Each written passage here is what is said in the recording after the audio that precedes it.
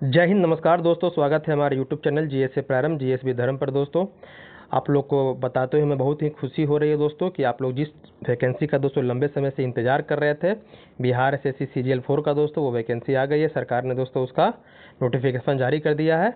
तो उस नोटिफिकेशन में दोस्तों क्या क्या आपको जानने योग्य है, उस सारी बातों के बारे में बताएंगे। पूरी जानकारी दोस्तों इसमें हम देंगे। आपको कौन कौन से डॉक्यूमेंट्स चाहिए, क्या क्या चाहिए, क्या छूट है, क्या छूट नहीं है, क्या सिलेबस है, क्या पढ़ना है, क्या नहीं पढ़ना है, सारी बातें दोस्तों बताएंगे।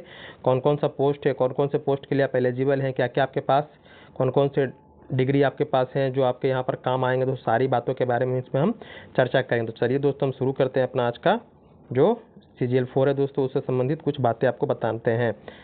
तो सबसे पहले बताएंगे दोस्तों कि जो वैकेंसी आई है दोस्तों 2022 में जो सीजीएल 4 आया था, उसके बाद दोस्तों लंबे समय अंतराल के बाद दोस्तों आपका ये वैकेंसी सीजीएल 4 आया था, क्योंकि बहुत लंबे समय से बच्चे इसमें मांग कर रहे थे, बिहार के छात्र मांग कर रहे थे सीजीएल 4 का दोस्तों। तो इलेक्शन का समय है, इसीलिए सरकार ने दोस्तों इसको सोचा कि चलो जारी कर देते हैं। इसलिए दोस्तों आपको चतुर्थ स्नातक स्तरीय वैकेंसी दोस्तों देखने के लिए मिल रही है दोस्तों। तो इसका सबसे पहले बताएंगे जो ऑनलाइन रजिस्ट्रेशन होने वाला है वो 18 तारीख मतलब 18 अगस्त 2025 से लेकर 17 सितंबर 2025 तक। ये याद डेट को दिमाग में डाल लीजिएगा। ऐसे बीच में अपने फॉर्म को दोस्तों जल्दी से फिल कर दीजिएगा, नहीं लंबे लास्ट समय का इंतजार बिल्कुल नहीं कीजिएगा। जितना जल्दी फॉर्म भरिएगा उतना ही आपके लिए अच्छा होगा दोस्तों। आगे है इसमें ये जो बताएं वैकेंसी की क्या है, सीजीएल 4 स्नातक स्तरीय पदों के लिए दोस्तों रिक्तियों का आरक्षण कोटिवार दोस्तों से संबंधित अधियाचनाएं आयोग कार्यालय द्वारा प्राप्त हुई है। अधियाचनानुसार चतुर्थ, जिसको सीजीएल 4 कहते हैं हम लोग, बिहार से सीजीएल 4 संयुक्त प्रतियोगिता परीक्षा के लिए सुयोग्य उम्मीदवार ऑनलाइन आवेदन आयोग के वेबसाइट से मतलब दे दिया है, वहाँ पर आमंत्रित किए जाएंगे। मतलब ये फॉर्म जो भराएगा ऑनलाइन ही भराएगा। आगे है इसमें कौन कौन सा आपको पोस्ट दिया गया वो देखिए। तो पहला है दोस्तों आपका सहायक प्रशाखा पदाधिकारी। इसी को पहले हम लोग आपको का ये अभी जो बन गया है एएसओ बन गया है। पहले इसी को हम लोग सचिवालय सहायक बोलते थे, पहले हम इसी को सचिवालय सहायक दोस्तों बोलते थे। तो यही जो है लेवल 7 का दोस्तों नौकरी है। इसमें योग्यता जो है दोस्तों किसी भी स्नातक मतलब किसी भी मान्यता प्राप्त विश्वविद्यालय से, किसी भी यूनिवर्सिटी पर दोस्तों आपको ग्रेजुएशन होना चाहिए। बस किसी भी स्ट्रीम से, आपका आर्ट्स हो, कॉमर्स हो, साइंस हो, यहाँ पर कोई दोस्तों नहीं है कि आपको आर्ट्स होगा या साइंस होगा उसी वो वही फॉर्म भर सकते हैं। यहाँ बस किसी भी स्ट्रीम से आपका स्नातक होना चाहिए। योजना सहायक है दोस्तों, ये भी लेवल 7 का ही दोस्तों आपका क्या है पोस्ट है दोस्तों। इसमें भी किसी भी मतलब कि यूनिवर्सिटी से आपको स्नातक होना चाहिए, बस स्नातक किसी भी सब्जेक्ट में। आगे है कनीय सांख्यिकी सहायक दोस्तों, जो वेतन ये भी वेतनमान मतलब कि लेवल ये भी 7 का है दोस्तों। इसमें कुछ दोस्तों क्राइटेरिया दिया है कि आपको क्या करना है। किसी भी यूनिवर्सिटी से दोस्तों आपको ग्रेजुएशन तो करना है, लेकिन गणित या अर्थशास्त्र या आपका कॉमर्स अथवा सांख्यिकी विषय में दोस्तों स्नातक परीक्षा उत्तीर्ण की हो। यहाँ पर कुछ क्राइटेरिया दे दिया। तो यहाँ ये सब फॉर्म दोस्तों मतलब ये पोस्ट सभी बच्चे एलिजिबल इसके लिए नहीं है, ये ध्यान दीजिएगा। जो ये क्राइटेरिया को फॉलो कर रहे हैं वही दोस्तों ये प्राप्त कर सकते हैं। आगे दिया डाटा एंट्री, जो लेवल 6 का दोस्तों data entry operator grade C. इसमें क्या है, तो इसमें भी दोस्तों स्नातक का है, लेकिन इसके अलावा दोस्तों पीजी डीसीए हो गया आपका, या बीसीए हो गया दोस्तों, या बीएससी आईटी या इसी के समान, इसी का समकक्ष दोस्तों होना चाहिए। या इसके अलावा दोस्तों बीटेक, पिछली बार जो आपका बिहार से सीजीएल 3 आया था उसमें बीटेक को दोस्तों नहीं दिया गया था, लेकिन इस बार बीटेक वाले लोग दोस्तों ये फॉर्म भर सकते हैं। मतलब कि इनके लिए भी दोस्तों यहाँ पर कुछ पोस्ट है। आगे है आपका अंकेक्षक निदेशालय या वित्त विभाग दोस्तों, ये लेवल 5 का है दोस्तों। इसमें भी क्राइटेरिया दिया है। इसमें साधारण स्नातक वाले नहीं भर सकते हैं, मतलब कि ये वाणिज्य मतलब कॉमर्स हो गया, अर्थशास्त्र हो गया, सांख्यिकी अथवा गणित में किसी भी एक विषय में मान्यता प्राप्त विश्वविद्यालय से दोस्तों आपको स्नातक प्राप्त करना है। लेकिन ये सब जो सब्जेक्ट होना चाहिए आपके मुख्य रूप में होना चाहिए, मतलब कि आपका ऑनर्स दोस्तों होना चाहिए ये सब सब्जेक्ट। आगे है अंकेक्षक के ही है। इसमें ये भी लेवल आपका 5 का है। इसमें भी दोस्तों क्राइटेरिया दिया है, मतलब कि मान्यता प्राप्त किसी विश्वविद्यालय से दोस्तों स्नातक करना है गणित के साथ या अथवा या वाणिज्य मतलब कॉमर्स, मतलब या तो गणित से कीजिए या तो आप कॉमर्स से कीजिए दोस्तों। तो ये कुछ आपके पोस्ट थे। अब उसके बाद देखते हैं कौन कौन सी पोस्ट पर कितनी कितनी दोस्तों सीटें हैं, वो देखते हैं हम लोग। तो सबसे ज़्यादा सीट जो है आपका एएसओ का है, सहायक प्रशाखा पदाधिकारी दोस्तों, जो लेवल 7 का है। इसमें देखेंगे हम जो यूआर है, मतलब कि जो अनरिजर्व कैटेगरी है उसके लिए 572 है। जो नीचे देख रहे हैं 236 ये दोस्तों महिलाओं के लिए, जो 35% सरकार ने दोस्तों आरक्षण का प्रावधान दिया है बिहार की महिलाओं के लिए, वो है दोस्तों याद रखिएगा। तो 572, 102 आपका अनुसूचित जाति के लिए, अनुसूचित जनजाति के लिए मतलब SC ST के लिए 17 हो गया, अत्यंत पिछड़ा वर्ग के लिए 101 हो गया, पिछड़ा वर्ग के लिए 154 हो गया, वही पिछड़ा वर्ग की महिला के लिए 12 सीट हो गया, आर्थिक रूप से कमजोर वर्ग के लिए 106 हो गया। कुल मिलाकर के 164 दोस्तों 1064 दोस्तों सीटें हैं ये आपका ASO में, ये ध्यान दीजिएगा। इसमें से महिलाओं के लिए 300 दोस्तों 68 है, और जो 22 है वो स्वतंत्रता सेनानी के पोता पोती नाती है, मतलब जो स्वतंत्रता सेनानी के जो खानदान है दोस्तों उससे संबंधित है, उनके लिए 22 तो सीटें हैं। आगे आते फिर यहाँ पर देखिए जो भी दिव्यांग अभ्यर्थी हेतु आरक्षित पदों की संख्या दोस्तों दिव्यांग के लिए, जो दृष्टि दिव्यांग है उनके लिए 11 है, मूक बाधिर के लिए 10 है, चलंत दिव्यांग के लिए दोस्तों 10 आपका 10 है, मनोविकार दिव्यांग या बहु दिव्यांग इसके लिए 11, मतलब जो दिव्यांग कोटि वर्ग के दोस्तों उनके लिए भी सरकार ने सीटें आरक्षित दोस्तों कर रखी है। उसके बाद हम लोग आते हैं ये जो योजना सहायक है दोस्तों, ये जो लेवल 7 का है दोस्तों, ये योजना एवं विकास विभाग के लिए, ये जो UR के लिए 75 सीट है, ये जो SC ST के लिए कोई सीट नहीं है, और अत्यंत पिछड़ा वर्ग के लिए कोई सीट नहीं है, 3 सीट पिछड़ा वर्ग के लिए है, एक आपका पिछड़े वर्ग के लिए है, पिछड़े वर्ग की महिला के लिए एक है, आर्थिक रूप से कमजोर वर्ग के लिए 9 है दोस्तों, और कुल सीट यहाँ पर 88 है, ये ध्यान दीजिए। ज़्यादातर लोग फोकस करेंगे इसी दोनों पर, किस पर, इस पर और इस पर दोस्तों फोकस करेंगे, ये ध्यान दीजिएगा, क्योंकि ये सिर्फ साधारण सिंपल ग्रेजुएशन का दोस्तों भर्ती है। आगे हम लोग आते हैं, आगे आपका है कनीय सांख्यिकी सहायक, जिसमें क्राइटेरिया बता दिए थे इसमें, तो इसमें दोस्तों कुल मिलाकर के 5 सीट है। कितनी सीटें हैं? 5 सीटें, ये ध्यान दीजिएगा। और data entry operator grade C है दोस्तों, इसमें सिर्फ कितना है? 1 सीट है। कितना सीट है? 1। अंकेक्षक में दोस्तों 125 सीट है दोस्तों, अंकेक्षक क्या है? 125 सीट, याद रखिएगा। अंकेक्षक सहयोग समिति के लिए दोस्तों यहाँ पर 198 सीट है। तो कुल मिलाकर के दोस्तों आपका हो जाता है कितना? 1481 सीट। कितना? 1481, मतलब इस बार जो CGL 4 आया आपका उसमें 1481 सीट है दोस्तों, जिसमें से आप जो साधारण वर्ग जो सिंपल ग्रेजुएशन करके रखे हैं उनके लिए 1064, और जो 88 पोस्ट है दोस्तों वो इस पर अपना वो क्या करेंगे दोस्तों?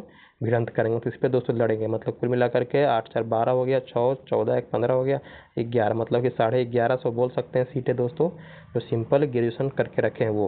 और जैसा कि बताएं कि जो हमारे बिहार में जो डोमिसाइल है दोस्तों, जो लाया गया था सरकार के द्वारा, वो लागू कर दिया गया है, और राज्य के मूल निवासी महिलाओं के लिए 35%, याद रखिए यहाँ पर बता दिया है 35% दोस्तों आरक्षण अनुमान्य है, मतलब 35% सीटें महिलाओं के लिए दोस्तों आरक्षित है, ये ध्यान दीजिएगा।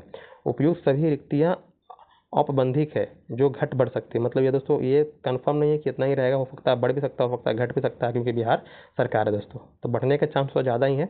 अब उम्र सीमा की अगर हम बात कर ले कि उम्र सीमा क्या है, तो अभ्यर्थी की उम्र सीमा की गणना जो होगा, गिनती होगा, वो 1/8/2025 के आधार पर दोस्तों किया जाएगा।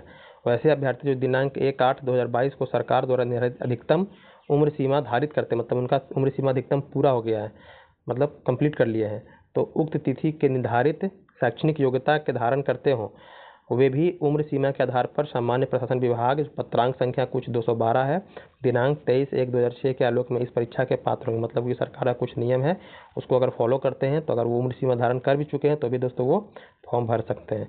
न्यूनतम उम्र याद रखिएगा 21 वर्ष है। न्यूनतम उम्र कितना? 21 वर्ष। 21 वर्ष से अगर एक दिन भी आपका कम रहेगा तो ये फॉर्म भरने में आप एलिजिबल नहीं, भले आपके पास ग्रेजुएशन का डिग्री है, भले ही आप कोई भी डिग्री धारक है दोस्तों, मतलब कि आप क्राइटेरिया फॉलो कर रहे हैं योग्यता का, लेकिन आपकी उम्र नहीं है दोस्तों, तो उम्र 21 वर्ष से कम है, 20 वर्ष 6 महीना, 20, अगर 1-2 दिन भी कम रहेगा तो भी दोस्तों आप फॉर्म नहीं भर सकते, ये ध्यान दीजिएगा। आपका मतलब कि फॉर्म जब भरने जाएगा तो वहाँ फिल होगा ही नहीं, 21 वर्ष से ऊपर होना चाहिए। अब यहाँ पर दोस्तों क्या है, अधिकतम उम्र की बात कर लेते हैं, तो जो UR है पुरुष, उसके लिए दोस्तों 35 वर्ष है। पिछड़ा वर्ग एवं अत्यंत पिछड़ा वर्ग के पुरुष महिला के लिए 40 वर्ष है।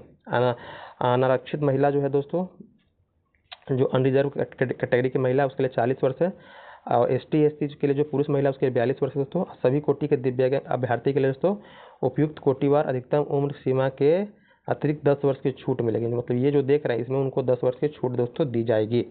अब यहाँ पर जो आपका जन्म तिथि जो मान्य होगा दोस्तों, या तो मैट्रिकुलेशन मतलब मैट्रिक का जो आपका अंक पत्र है, प्रमाण पत्र, उससे, या आपका जो दोस्तों जन्म तिथि है, मतलब कि जो बर्थ सर्टिफिकेट दोस्तों, वो क्या होगा यहाँ पर जन्म तिथि उसी के अनुसार आपका मान्य होगा। ये ध्यान देने वाली आपके लिए बात है, तो उम्मीद करते हैं ये भी आपको समझ में आ गया होगा।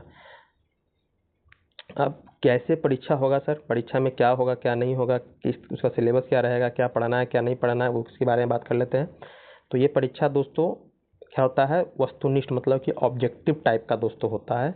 तो परीक्षा की प्रकृति की अगर हम बात कर लें तो इसमें दोस्तों क्या होता है, इसमें कहा गया है बिहार एसएससी द्वारा कि अगर फॉर्म हम मतलब फॉर्म अप्लाई करते समय 40,000 से अधिक अगर क्या होता है आवेदन दोस्तों हमें प्राप्त होता है तो प्रारंभिक परीक्षा अलग अलग चरणों में मतलब कि एक से अधिक चरणों में दोस्तों आयोजित की जाएगी। आपको पता है कि 40,000 तो नहीं होगा, 40,000 से यहाँ लाखों की संख्या में दोस्तों ये भर्ती का आपका जो फॉर्म होगा दोस्तों, आप आवेदन होगा, लाखों की संख्या में दोस्तों जाएगा, ये आपको पता होना चाहिए, आपको पता भी होगा। और आवेदन जब यहाँ से प्रारंभिक परीक्षा एक से अधिक चरणों में दोस्तों आयोजित की जाएगी। पिछली बार भी आपका 2 चरणों में दोस्तों हुआ था, भले एक पहला जो शिफ्ट था वो रद्द हो गया था, आपका रद्द हो गया था सेकेंड शिफ्ट, लेकिन फिर भी दोबारा दोस्तों उसका री एग्जाम हुआ था। परीक्षा आयोजित किए जाने की स्थिति में परीक्षा परिणाम सामान्यीकरण मतलब कि नॉर्मलाइजेशन की भी प्रक्रिया दोस्तों यहाँ पर होगी। जो रिजल्ट होगा आपका पीटी का दोस्तों, वो जो आपका सीट है उसका 5 गुना दोस्तों होगा, ये ध्यान दीजिएगा। वही मुख्य परीक्षा के लिए दोस्तों आगे जाएंगे। यहाँ भी एक याद रखिए, अगर समान अंक दोस्तों क्या होता है, आपका आपके मित्र का समान अंक होता है तो वहाँ बर्थ मतलब कि डेट ऑफ बर्थ दोस्तों क्या होगा, वहाँ पर रिजल्ट पब्लिश किया जाएगा। लेकिन डेट ऑफ बर्थ और अंक भी दोस्तों क्या है, उसका समान है, तो वहाँ पर जो उनका नाम है दोस्तों, तो नाम का जो अल्फ़ाबेट है उसमें दोस्तों जो पहले आएगा उसको दोस्तों प्राथमिकता पहले दी जाएगी। अगर ये आप प्रारंभिक परीक्षा के हम बारे में जान चुके, अब इसमें क्या करना है सर, तो इसमें आपको प्रारंभिक परीक्षा में जो आपका सिलेबस रहेगा दोस्तों, वो जो प्रश्न रहेंगे वो 3 कैटेगरी में रहेंगे। एक आपके सामान्य अध्ययन रहेंगे, इसके दोस्तों के 50 प्रश्न रहेंगे, जिसको आप जीके बोल सकते हैं। इसमें आपका क्या आएगा, साइंस को छोड़ करके आपका हिस्ट्री हो गया, पॉलिटी हो गया, ज्योग्राफी हो गया, इकोनॉमिक्स हो गया, स्टैटिस्टिक्स हो गया, करंट अफेयर, 50 में आपके रहेंगे, ये ध्यान दीजिएगा। फिर आपका 50 हो गया, पूरा तो पता है कि 150 नंबर का होता है एग्ज़ाम, 150 नंबर का होगा, तो 50 आपका हो गया ये जीके का। और जो आपका 50 होगा मतलब 25 होगा, जो 50 इसमें मैथ और साइंस का दोस्तों, 25 आपका इसमें से मैथ रहेगा और 25 क्वेश्चन आपके साइंस के रहेंगे दोस्तों। मैथ रहेगा, अर्थमेटिक रहेगा, 2-4 क्वेश्चन आपको एडवांस रह सकता है, ऐसा नहीं है कि नहीं रह सकता है। उसके बाद जो 50 क्वेश्चन रहेंगे दोस्तों वो आपके रहेंगे रीजनिंग, क्या रहेंगे, रीजनिंग, जो आपको बहुत ही मदद करते हैं आपको क्या नंबर दिलाने में दोस्तों। आगे है कि परीक्षा जो होगा वो वस्तुनिष्ठ होगा दोस्तों, इसके लिए 4 ऑप्शन मिलेंगे आपको, कुल 150 प्रश्न होंगे और सही उत्तर कीजिएगा तो 4 अंक मिलेंगे, एक सही उत्तर के लिए 4 अंक मिलेंगे और एक गलत उत्तर मतलब कीजिएगा तो 1 अंक आपके काट लिए जाएंगे, मतलब निगेटिव मार्किंग इसमें है। अब परीक्षा के लिए आपको 2 घंटा 15 मिनट का समय दोस्तों मिलेगा 150 क्वेश्चन बनाने के लिए। आगे है जो परीक्षा का प्रश्न पत्र रहेगा वो हिंदी इंग्लिश दोनों में रहेगा, लेकिन मान लीजिए किसी कंडीशन में क्या होता है, क्वेश्चन गलत हो जाता है, हिंदी में देखते हैं अक्सर क्वेश्चन गलत होता है, तो अंग्रेजी में दोस्तों क्या होता है, जो क्वेश्चन होगा वही मान्य होता है दोस्तों, ऐसा आयोग कह चुका है। अब इसमें दोस्तों एक बिहार एसएससी का दोस्तों एक ऐसा ही परीक्षा है जिसमें क्या होता है कि आप पुस्तक ले जा सकते हैं, ये पुस्तक सही होता है मतलब कि बुक ले जा सकते हैं, लेकिन कौन सा बुक ले जाएंगे, तो दोस्तों जो बोर्ड का जो सरकारी बुक है वही ले सकते हैं। ये नहीं सोचिएगा कि हम लूसेंट का बुक ले चल जाएंगे, किसी कोचिंग संस्थान का नोट्स लेकर चल जाएंगे, ऐसा दोस्तों नहीं है। वहाँ ले जाइएगा, अगर पकड़ जाइएगा तो क्या होगा, तुरंत आपको निष्कासित कर देगा, आपकी परीक्षा भी दोस्तों रद्द कर देगा। किसी तरह का बता दिया गाइड बुक हमको नहीं चाहिए, टेक्स्ट बुक ले जा सकते हैं, एनसीईआरटी का, बीएसईबी का, आईसीएस जो बोर्ड होता है वो होता है, या किसी भी अन्य बोर्ड का जो टेक्स्ट बुक होता है दोस्तों उसको आप ले जा सकते हैं, नोट्स नहीं ले जा सकते, ये ध्यान दीजिएगा। अगर ले जाइएगा देखिए बता दिया है कि यहाँ पर अगर इस तरह कंडीशन में आपका अन्य सामग्री ले जाते हैं या उन जो टेक्स्ट बुक आपका सरकारी बुक है उसमें लिख के भी कुछ ले जाएगा पेन से पेंसिल से, अगर पकड़ लेगा दोस्तों तो आपकी क्या हो जाएगी, परीक्षा को दोस्तों रद्द कर दी जाएगी। अब सिलेबस के बारे में बात करते हैं, सिलेबस क्या है, तो सिलेबस है इसका है सामान्य अध्ययन के बारे में बता दी, इसमें क्या क्या पढ़ना है। सामान्य अध्ययन जो आप पढ़ते हैं सब चीज़ पढ़ना है भाई, जीके में जो भी पढ़ते हैं सब चीज़ पढ़ना है, ज्योग्राफी पढ़ते हैं, पॉलिटी में पूरा संविधान पढ़ते हैं, सब कुछ पढ़ना है दोस्तों। ये है सिलेबस के बारे में, यही आप याद रखिएगा। इसका हम 50 टॉपिक करवाएंगे, 50 टॉपिक करवा भी रहे थे, लेकिन एग्जाम का दूर दूर तक कोई तो संबंध नहीं था, इसलिए हम इसको रोक दिए थे। अब हमारे यूट्यूब चैनल पर आइएगा तो वहाँ पर एक बना होगा बिहार एसएससी का 50 इंपॉर्टेंट टॉपिक का वीवीआई टॉपिक का दोस्तों, वहाँ जा करके कुछ टॉपिक 10-15 टॉपिक हम करवाए भी थे, उसको दोस्तों हम आगे बढ़ाएंगे अगर आप जीएस में चाहते हैं कि स्कोर करना, क्योंकि आपको मैथ रीजनिंग तो सब बच्चा का दोस्तों बिहार के जो छात्र होते हैं उनका मैथ रीजनिंग बहुत ही अच्छा होता है दोस्तों, ये आप भी जानते हैं। लेकिन जीएस का होता है, जीएस पे ज़्यादा वो फोकस नहीं करते हैं, इसलिए कमज़ोर होता है, वो बस रटने के चक्कर में रहते हैं, क्या पढ़ना है क्या नहीं पढ़ना उसी में वो उलझे रह जाते हैं दोस्तों। उसके बाद आपका समसामयिकी मतलब करंट अफेयर में दोस्तों अंतर्राष्ट्रीय राष्ट्रीय बिहार से भी दोस्तों आपसे पूछे जाएंगे, ये ध्यान दीजिएगा। भारत के पड़ोसी देश के बारे में सब चीज़ के बारे में थोड़ा ध्यान दीजिएगा इस पर। सामान्य विज्ञान गणित के बारे में बात करें तो साइंस में फिजिक्स केमिस्ट्री मैथ पूरे, यह बोल रहा है कि जो प्रश्न होगा वो मैट्रिक स्तर के ही होंगे। गणित में आपका अर्थमेटिक ही रहेगा, देख लीजिए यहाँ बता दिया है। संख्या पद्धति हो गया, पूर्ण संख्या अभिकलन हो गया, दशमलव एवं भिन्न हो गया, संख्याओं के बीच परस्पर संबंध, मूलभूत अंकगणित हो गया, प्रतिशत अनुपात हो गया, औसत ब्याज लाभ हानि परसेंटेज, ये सब क्वेश्चन रहेगा। मानसिक क्षमता में जो आप पढ़ते हैं दोस्तों, रीजनिंग में दोस्तों, वही सब आपको पूछे जाएंगे। और वही सेम सिलेबस दोस्तों आपका रहेगा मुख्य परीक्षा में। क्या रहेगा? मुख्य परीक्षा में। तो मुख्य परीक्षा में 2 पत्र होंगे, मतलब कि 2 पेपर आपके होंगे। पहला पेपर होगा हिंदी। क्या होगा? हिंदी। हिंदी ग्रामर बोलिए या हिंदी बोलिए, उसमें आपको 30% अंक लाना है। अगर 30% से कम अंक लाइएगा, मतलब इसमें समझिए सिंपल शब्दों में कि हिंदी में आपको पास होना है। हिंदी में पास होइएगा तभी आपका जो मेन है मुख्य सब्जेक्ट है दोस्तों, उसका मुख्य परीक्षा का वो चेक होगा। अगर नहीं हिंदी में फेल हो जाइएगा तो ये पेपर चेक ही नहीं होगा आपका। तो मुख्य परीक्षा में याद रखिएगा, हिंदी भी आपके लिए बहुत ही इंपॉर्टेंट दोस्तों रोल निभाता है। भले ही अंक इसका नहीं जुड़ता है, लेकिन ये आपका जो आगे की सीढ़ी है दोस्तों, उसको मतलब चढ़ने के लिए इस पे आपको पहले चढ़ना पड़ेगा, मतलब इसको पार करना पड़ेगा। तो मुख्य पत्र जिसमें निम्नवत शामिल होते हैं, मतलब क्या क्या शामिल होंगे सर? तो जैसा अभी बताएं आपको हम, सामान्य अध्ययन 50 क्वेश्चन रहेंगे, सामान्य विज्ञान, मैथ, आपका ये जीएस का मतलब कि साइंस का और आपका मैथ का 50 क्वेश्चन रहेगा। 50 हो गया ये, 50 हो गया ये, और आपका रीजनिंग का 50 क्वेश्चन रहेगा दोस्तों। ये 150 क्वेश्चन यहाँ भी आपका रहेगा। ये भी आपका ऑब्जेक्टिव टाइप होगा।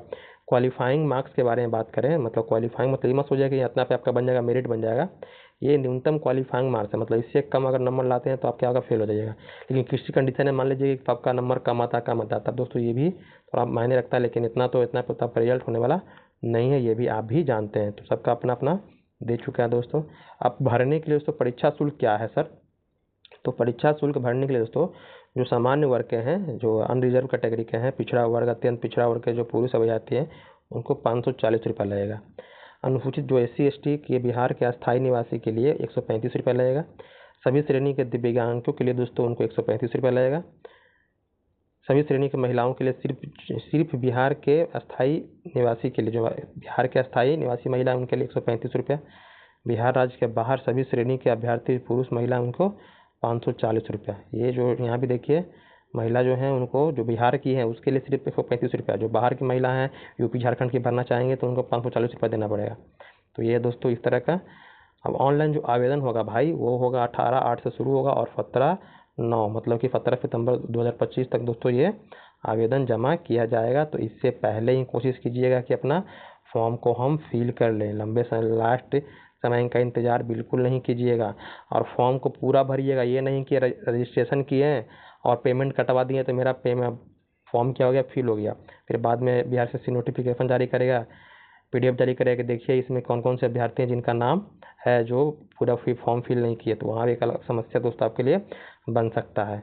अगर आप बिहार SSC CGL 4 बिहार दरोगा की दोस्तों तैयारी करना चाहते हैं तो हमारे टेलीग्राम चैनल पर जुड़ जाइए। हमारे चैनल को दोस्तों यूट्यूब चैनल के माध्यम से ही दोस्तों हम क्या कर रहे हैं, टेलीग्राम पर GS का दोस्तों होमवर्क सीरीज चला रहे हैं, बिल्कुल फ्री एंड कॉस्ट है दोस्तों। इसमें किसी तरह कोई आपको कॉस्ट देने की ज़रूरत नहीं है, ये ध्यान दीजिएगा। अब बिल्कुल बेहतरीन तरीके से दोस्तों हम करवा रहे हैं, देख करके आपको मज़ा आ जाएगा। एक बार जुड़ कर देखिए। अगर आपको अच्छा नहीं लगेगा दोस्तों, आप लीव कर दीजिएगा, चैनल को अनसब्सक्राइब कर दीजिएगा। यहाँ तक आपको हम बोल चुके हैं। इसमें आपके GS के सभी बुक जो है इंपॉर्टेंट बुक सभी को दोस्तों इसमें हम इंक्लूड किए हैं। जैसे आपका लुफेंट पढ़ना पसंद करते हैं, आप लुफेंट का जो ऑब्जेक्टिव पसंद करते हैं, घटना चक्र भी चाहते हैं पढ़ना लेकिन पढ़ नहीं पाते हैं, वो बहुत ही मोटा बुक है, ये है वो है, लेकिन यहाँ पर आपको हम दोस्तों कराएंगे, सहयोग करेंगे, आपको हेल्प करेंगे। और आप पढ़िएगा दोस्तों। आप इसलिए नहीं पढ़ते हैं क्योंकि दोस्तों आप पे किसी तरह कोई दबाव नहीं रहता, प्रेफर नहीं रहता, आप अपने मन से करते हैं। कुछ घंटा पढ़ते हैं, फिर चलो बुक बंद करके फिर अपना कुछ दूसरे काम में लग जाते हैं। तो यहाँ पर दोस्तों आपको हम टारगेट देंगे, वो टारगेट को पूरा करना है, और वही शाम में टारगेट को दोस्तों आपको दिखाना है कि आप जो टारगेट पूरा किए तो कितना पूरा किए दोस्तों। और उसके अलावा दोस्तों जो क्राउन है ये बुक को भी दोस्तों हम इंक्लूड किए हैं। हर एक सब्जेक्ट को दोस्तों हम लेकर चल रहे हैं, हर एक टॉपिक पर बात कर रहे हैं। ऐसा एक भी टॉपिक आपका छूटने वाला नहीं है। और उसका हम PYQ भी करा रहे हैं। PYQ दोस्तों सिर्फ इससे नहीं मिल रहा है, इसमें तो मिल ही रहा है, लेकिन इसके अलावा SSC का, रेलवे का, सबका PYQ दोस्तों हम दे रहे हैं, वो PDF दे रहे हैं। आपको कंटेंट की कोई ज़रूरत नहीं है, अगर बुक है तो भी बढ़िया है, नहीं है तो भी दिक्कत नहीं है। हम सब कंटेंट दोस्तों अपने टेलीग्राम चैनल पर डाल देते हैं, उसके लिए कोई दिक्कत आपको नहीं होना चाहिए। आगे है कि डेली टारगेट जो होता है दोस्तों, इसमें क्या मिलता है, तो वीडियो क्लास मिलेगा दोस्तों, जो टॉपिक हम देंगे आपको, क्लास PDF मिल जाएगा आपको, MCQ PDF मिल जाएगा, और टॉपिक टेस्ट दोस्तों जो क्यूज बोर्ड पर टेलीग्राम पर रात को 9 बजे दोस्तों डेली आपका होता है। तो ये सारी बातें हैं, ये 4 चीज़ है दोस्तों। इससे एकदम इतना परफेक्ट आपका GS हो जाएगा भाई, ये आप भी सोचिएगा सर ऐसा हम पहले करते तो हम अभी किसी न किसी पद पर रहते। वही बता रहे हैं कि सेल्फ स्टडी से आप बेहतर से बेहतर दोस्तों कर सकते हैं। क्योंकि अगर किसी कोचिंग क्लास में आप जाकर ज्वाइन करते हैं तो उनका तो एक क्या होता है दोस्तों, एक समय सीमा होता है कि हाँ भाई 3 महीना 6 महीना का हमारा कोर्स है, 6 महीना के अंदर वो खत्म, कोई भी कोर्स जैसे बिहार पुलिस का या बिहार दरोगा का, तो 6 महीना 3 महीना का जो भी कोर्स है उसको परचेस कीजिए, उसी का अकॉर्डिंग दोस्तों पढ़ाया जाएगा। अब उसी में अकॉर्डिंग जो आपको नोट्स मिला है, जो भी आपको मिला उसी को पढ़ते जाना है। लेकिन सेल्फ स्टडी करने से क्या होता है, जो आप सेल्फ स्टडी करते हैं तो वहाँ पर दोस्तों आपका दिमाग खर्च होता है, आपका दिमाग लगाते हैं, और वहाँ पर नई नई दोस्तों जो आपके जो चीज़ें होती सीखने को दोस्तों मिलती है, खोज करते हैं कि हाँ ये कैसे हो गया, क्यों हो गया दोस्तों। और वहीं पर दोस्तों अच्छी अच्छी बातें आपको समझ आती है, कहाँ पर डाउट होता है वो सारी बातें समझ में आ जाती है दोस्तों। लेकिन वही कोचिंग क्लास का नोट्स होता है, आप उसको देख करके मतलब कि देख कर रंग बिरंगा चीज़ को देख करके बहुत ही खुश हो जाते हैं, लगता है कि यही हमारे लिए बढ़िया है। लेकिन सेल्फ स्टडी कीजिएगा, वो आपके लिए सबसे बेहतर होगा। एक बार अपना सिलेबस कंप्लीट कर लीजिए, उसके बाद जहाँ कोचिंग क्लास करना है उसके लिए फिर दोस्तों आपको कोई दिक्कत नहीं बोलेंगे। लेकिन पहला सेल्फ स्टडी दोस्तों आपको प्राथमिकता देना पड़ेगा। कहीं कोचिंग क्लास भी करते हैं तो वहाँ टीचर वही बोलता है कि भाई आपको हम 20% अगर हम पढ़ा रहे हैं तो आपको इसका दोगुना आपको मेहनत करना पड़ेगा, वो बोलते हैं। तब वो जब हम समझ ही रहे हैं कि वो भी अपना हाथ खड़ा कर दे रहे हैं, वो बोल रहे हैं कि आप ही को मेहनत करना पड़ेगा, तो उनके भरोसे क्यों बैठे हम खुद अब मेहनत करना है तो हम खुद मेहनत करें। तो हम यहाँ पर आपका सहयोगी दोस्तों रहेंगे, बस आपको बताएंगे कैसे कैसे सर करना है, क्या करना है। कंटेंट का कोई चिंता आपको नहीं करना पड़ेगा, आपको हम कंटेंट देंगे। अभी हमारे चैनल पर दोस्तों शुरू भी हो चुका है, 2-4 क्लास हो चुका है दोस्तों। देखिए हम लोग का ये 4 तारीख का है, डे 4 तक दोस्तों हो चुका है, तो जितना जल्दी जुड़िएगा आपके लिए फ़ायदा होगा। ये पॉलिटी हम लोग का चल रहा है दोस्तों, तो संविधान निर्माण दोस्तों हम लोग का हो चुका है, ये ध्यान दीजिएगा।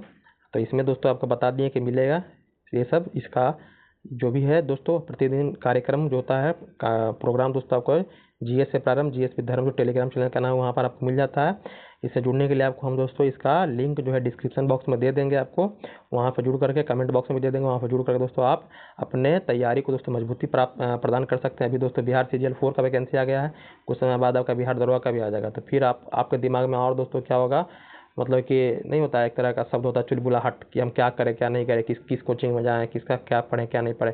तो इसका टेंशन छोड़ दीजिए, आप एक बार जुड़िए, 1 सप्ताह 10 दिन मेरे साथ जुड़ कर देखिए, आपको समझ आ जाएगा कि हाँ सर जो बता रहे हैं किस लेवल का बता रहे हैं, कि सेल्फ स्टडी से हमारा रिजल्ट होगा कि नहीं होगा, वो दोस्तों आप खुद तय कर लीजिएगा। बाकी मन लगा के पढ़िए दोस्तों, इस बार जो भर्ती सरकार दे रही है फिर दोबारा ऐसी भर्ती दोस्तों आने वाली नहीं है, तो इसी बार अपनी नैया को दोस्तों पार कर दीजिए। बाकी तैयारी दोस्तों अच्छे से कीजिएगा। धन्यवाद दोस्तों।